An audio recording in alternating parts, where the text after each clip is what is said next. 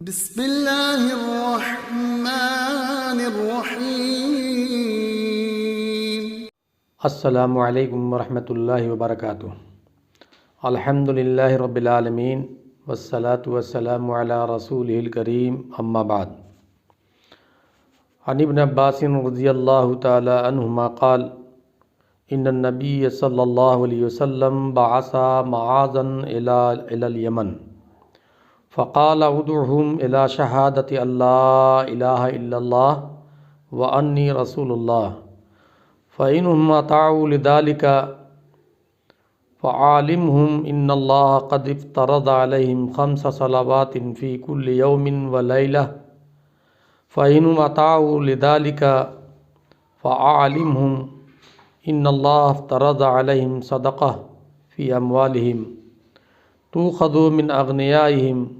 وترد على فقرائهم فإنهم أطاعوا لذلك فإياك وكرائم أموالهم واتق دعوة المظلوم فإنه ليس بينها وبين الله حجاب أو كما قال عليه الصلاة والسلام، رواہ بخاری۔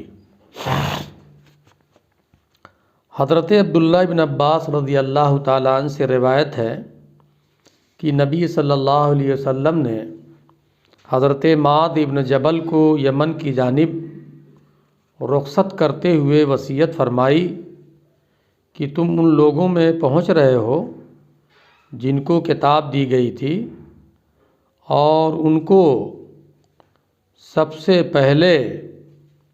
شہادت ایمان کی دعوت دینا کہ اللہ کے سوا کوئی معبود نہیں اور یہ کہ محمد اللہ کے رسول ہیں۔ جب وہ اس حقیقت کا اعتراف کر لیں تو ان کو بتاؤ کہ اللہ نے ان پر شب و روز میں 5 وقت کی نماز فرض کی ہے۔ جب وہ اس کو بھی مان لیں تو انہیں بتاؤ کہ اللہ نے ان پر زکوٰۃ فرض فرمایا ہے، جو ان کے خوشحال افراد سے وصول کیا جائے گا اور ان کے نادار اور حاجت مند افراد میں تقسیم کیا جائے گا۔ جب اس بات کو تسلیم کر لیں تو زکوٰۃ وصول کرنے میں ان کے اچھے اچھے مال چھانٹ چھانٹ کر نہ لینا اور مظلوم کی بد دعا سے بچے رہنا، کیونکہ خدا اور مخلوق کے درمیان، خدا اور مظلوم کے درمیان کوئی پردہ حائل نہیں ہوتا۔ معزز سامعین، ناظرین کرام، ابھی میں نے آپ کے سامنے بخاری شریف کی ایک حدیث پیش کی ہے جس میں زکوٰۃ کے تعلق سے نبی کریم صلی اللہ علیہ وسلم نے یہ بات بیان فرمائی ہے کہ زکوٰۃ مالداروں سے وصول کی جائے گی اور انہی میں سے جو فقراء ہوں گے ان کی طرف لوٹا دی جائے گی۔ زکوٰۃ کے معنی کیا ہیں؟ زکوٰۃ کسے کہتے ہیں؟ زکوٰۃ کے معنی بڑھنے اور پاک ہونے کے ہیں، اور شریعت اسلامیہ میں زکوٰۃ اس مال کو کہتے ہیں جسے انسان اللہ کے دیے ہوئے مال میں سے اس کے حقداروں کے لیے نکالتا ہے، اسے زکوٰۃ اسی لیے کہا گیا کہ اس سے انسان کا مال پاک بھی ہوتا ہے اور مقدار و اجر میں بڑھتا بھی ہے۔ تو یہ زکوٰۃ صاحب مال پر عائد ہوتی ہے جو مالک نصاب ہوگا، اور میں مالک نصاب کے تعلق سے گفتگو بعد میں کروں گا کہ زکوٰۃ کن کن چیزوں پر ہوتی ہے، زکوٰۃ کن لوگوں پر فرض ہے۔ آج کی حدیث جو میں نے پیش کی ہے اس میں اللہ کے رسول صلی اللہ علیہ وسلم نے حضرت معاذ کو یمن کی جانب رخصت کرتے ہوئے جو وصیت فرمائی، جو نصیحت کی، وہ یہ کہ تم ان لوگوں میں جا رہے ہو تو یمن میں جا کر تم سب سے پہلے شہادت ایمان کی دعوت دینا کہ اللہ کے سوا کوئی معبود نہیں، محمد اللہ کے رسول ہیں۔ پہلے ان کو ایمان کی دعوت دینا، پھر جب وہ ایمان قبول کر لیں اور اللہ کی وحدانیت کو تسلیم کر لیں اور کلمہ لا الہ الا اللہ کا اقرار کر لیں، تو پھر ان کو بتانا کہ اب اس کلمے کے اقرار کے بعد، ایمان لانے کے بعد، شب و روز میں تم پر 5 وقت کی نمازیں فرض ہیں۔ جب وہ نماز کی بات کو قبول کر لیں اور اس پر عمل پیرا ہو جائیں، تو انہیں پھر بتاؤ کہ اللہ تعالیٰ نے تم پر زکوٰۃ فرض کی ہے، اور جب زکوٰۃ کی بات کو مان لیں تو پھر نبی کریم صلی اللہ علیہ وسلم نے یہ ہدایت فرمائی کہ ان کے اچھے مال، یعنی اس زمانے میں نبی کریم صلی اللہ علیہ وسلم کے زمانے میں اسلامی ریاست تھی، تو مال، اس زکوٰۃ کے مال وصول کرنے والے لوگ متعین ہوتے تھے، الگ الگ شہر میں، الگ الگ حلقے میں، الگ الگ علاقے میں اللہ کے رسول نے تعین فرما دی تھی، تو وہ زکوٰۃ کے مال کی وصولی کرتے تھے۔ تو یہ زکوٰۃ کے مال کو جو لوگ وصول کرتے تھے، ان کو یہ ہدایت فرمائی کہ دیکھو ان کے عمدہ مال کو چھانٹ کر مت لینا، اور یہ بھی حکم فرمایا کہ نہ بہت گھٹیا مال کو لینا، بلکہ جو درمیانی اوسط درجے کے مال ہوں اس کو وصول کرنا، اور ان پر ظلم و زیادتی مت کرنا، اس لیے کہ اللہ اور مظلوم کے درمیان کوئی پردہ حائل نہیں ہوتا ہے۔ اگر مظلوم نے بد دعا دے دی اور اس کی زبان سے کچھ نکل گیا، تو اللہ کی بارگاہ میں وہ بلا کسی واسطے کے وہ پہنچ جاتی ہے، وہ چیز کوئی پردہ حائل نہیں ہوتا۔ تو ہم لوگوں کو بھی زکوٰۃ کے معاملے میں اس حدیث پر عمل کرنا چاہیے کہ جو لوگ زکوٰۃ نکالتے ہیں وہ اوسط درجے کا جو مال ہو، درمیانی درجے کا جو مال ہو، وہ نکالنا چاہیے۔ ہمارے ہاں عام طور سے یہ ہوتا ہے کہ تاجر جب زکوٰۃ نکالتا ہے اور اپنے مال تجارت ہی میں سے زکوٰۃ دیتا ہے، تو جو ان مال کو زکوٰۃ میں دے دیتا ہے جو گھٹیا ہوتے ہیں، جو بکتے نہیں، جن کا چلن نہیں ہوتا ہے، جو کسی کام کے نہیں ہوتے، وہ زکوٰۃ میں اس کو نکال دیتے ہیں۔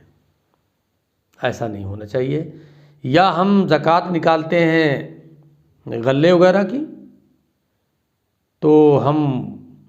گھٹیا جو گیہوں ہوتا ہے، غلہ ہوتا ہے اور خراب ہوتا ہے، وہ ہم نکال دیتے ہیں، حالانکہ یہ نہیں ہونا چاہیے۔ نہ بہت عمدہ نکالنے کا حکم ہے اور نہ بہت گھٹیا، بلکہ درمیانی درجے کی چیزیں جو ہے وہ نکالنی چاہیے۔ تو زکوٰۃ یہ اسلام کا تیسرا رکن ہے۔ کلمہ شہادت کے بعد نماز فرض اور اس کے بعد زکوٰۃ۔ اللہ تعالیٰ نے قرآن مجید میں اس کی طرف ترغیب دی ہے اور رغبت دلائی ہے۔ قرآن مجید کی سورہ توبہ کی آیت نمبر 104 آپ دیکھیں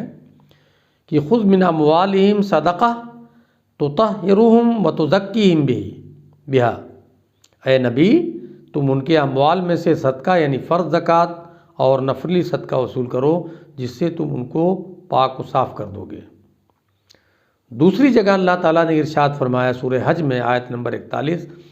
الذین ان مکناہم فی الارض اقاموا الصلاۃ وآتوا الزکاۃ وامروا بالمعروف ونہوا عن المنکر وللہ عاقبۃ الامور۔ یہ سورہ حج کی آیت ہے۔ یہ وہ لوگ ہیں جن کو اگر ہم زمین میں اقتدار نصیب کریں تو یہ نماز قائم کرتے ہیں، زکوٰۃ دیتے ہیں، نیکی کا حکم روکتے ہیں، اور تمام کاموں کا انجام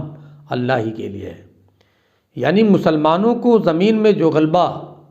وہ اقتدار بخشا جاتا ہے، اس کا ایک بڑا مقصد زکوٰۃ کے نظام کو قائم کرنا بھی ہے۔ تو یہ قرآن مجید کی آیات بھی دلالت کرتی ہیں اس پر کہ مسلمانوں کو زکوٰۃ نکالنی چاہیے، اور اس کے فوائد بھی ہیں، اور یہ ایک فریضہ بھی ہے، اور اسلام کا تیسرا رکن ہے۔ جو ارکان خمسہ ہیں، کیا؟ شہادت ایمان، نماز، زکوٰۃ، روزہ اور حج، یہ 5 ارکان جو بیان کیے گئے حدیث میں، بنی الاسلام علی خمس، اسلام کی بنیاد 5 چیزوں پر رکھی گئی ہے، انہی میں سے ایک زکوٰۃ بھی ہے، ایک رکن جو ہے زکوٰۃ ہے۔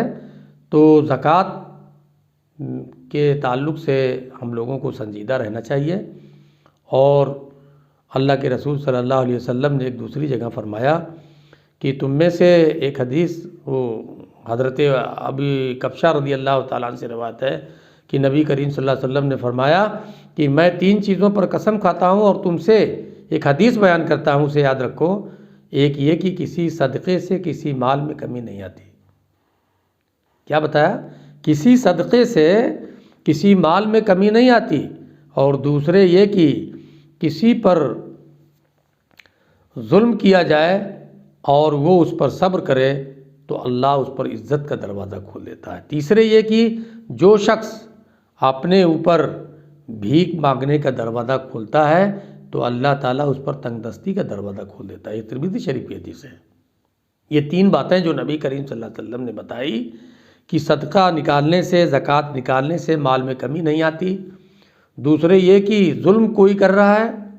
کسی پر کیا جائے اور صبر کرے تو اللہ تعالیٰ اس پر عزت کا دروازہ کھول دیتا ہے، وہ ذلیل و رسوا نہیں ہوتا، اللہ تعالیٰ اس کو عزت بخشتا ہے اگر وہ صبر و تحمل سے کام لیتا ہے۔ تیسرے یہ کہ جو شخص اپنے اوپر بھیک مانگنے کا دروازہ کھولتا ہے، ہر وقت وہ ہاتھ پھیلائے رہتا ہے، تو اللہ تعالیٰ اس پر تنگ دستی کا دروازہ کھول دیتا ہے۔ اس لیے بھیک مانگنے سے، لوگوں کے سامنے ہاتھ پھیلانے سے ہمیں اجتناب کرنا چاہیے، پرہیز کرنا چاہیے۔ تو یہ آج کی جو میں نے حدیث پیش کی ہے زکوٰۃ کے تعلق سے، آپ حضرات اس کو بغور سنیں اور نبی کریم صلی اللہ علیہ وسلم کی ہدایت پر ہم تمام لوگ عمل کریں۔ آئندہ انشاءاللہ جو لوگ زکوٰۃ نہیں دیتے ہیں، زکوٰۃ فرض ہونے کے باوجود زکوٰۃ نہیں نکالتے ہیں، ان کا انجام کیا ہوگا آخرت میں قیامت کے روز، اس پر انشاءاللہ میں گفتگو کروں گا، اور اس سلسلے میں نبی کریم صلی اللہ علیہ وسلم کے قول کو نقل کروں گا اور وضاحت کروں گا۔ اللہ تعالی ہم تمام لوگوں کو عمل کی توفیق عطا فرمائے۔ وآخر دعوانا الحمدللہ رب العالمین۔